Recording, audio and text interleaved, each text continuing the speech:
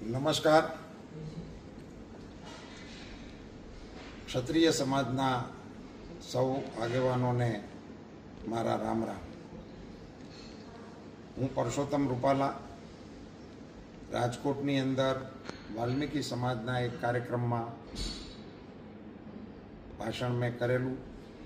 એનો એક video viral થયો છે, જેને લઈને ક્ષત્રિય સમાજના ઘણા બધા આગેવાનોએ મને એ વિડીયા અંગે પોતાની પ્રતિક્રિયાઓ આપી છે, રોષ પણ વ્યક્ત કર્યો છે, સલાહ પણ આપી છે. આ તમામ આગેવાનોમાં અમારા વરિષ્ઠ આગેવાન ભૂપેન્દ્રસિંહજી ચુડાસમા, રાજ્યસભાના મારા સાથીદાર કેસરીસિંહજી વાંકાનેર સ્ટેટ, અમારા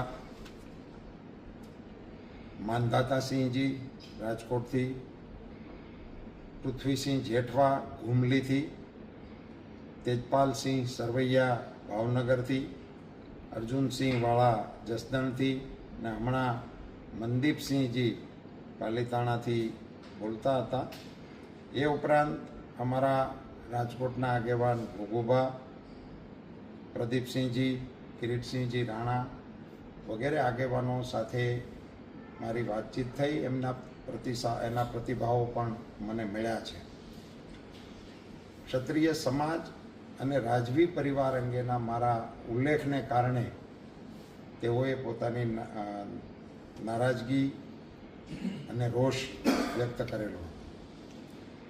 મેં જે વાત કરતો હતો એમાં મારો આશય માત્ર વિધર્મીઓ દ્વારા આપણી સંસ્કૃતિ ઉપર અને આપણા દેશ ઉપર થયેલા જુલ્મોનું નિરૂપણ કરવાનો હતો.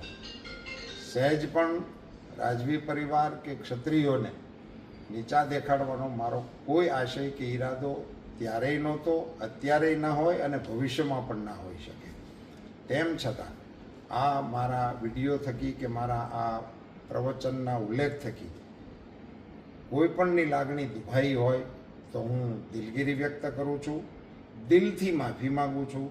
અને ક્ષત્રિય સમાજની ગરિમા અને ગૌરવની ખેવના ધરાવતો હોવાને કારણે આ માત્ર ચૂંટણીલક્ષી વાત નથી, પણ કાયમી ધોરણે આ પ્રકારના વિષયો પ્રત્યે મને પણ કોઈ પણ પ્રકારનું મનમાં ઓછપ કે ઉણપ લાવવા જેવું કે એમને કોઈને એમની ગરિમાને ઘસરકો પહોંચાડવાનો મારો કદી ઈરાદો ન હોય એવી મારી નમ્ર સ્પષ્ટતા કરું છું. અને આપ સૌને આ વિષયને અહીંયા પૂરો કરવા માટેની વિનંતી કરું છું.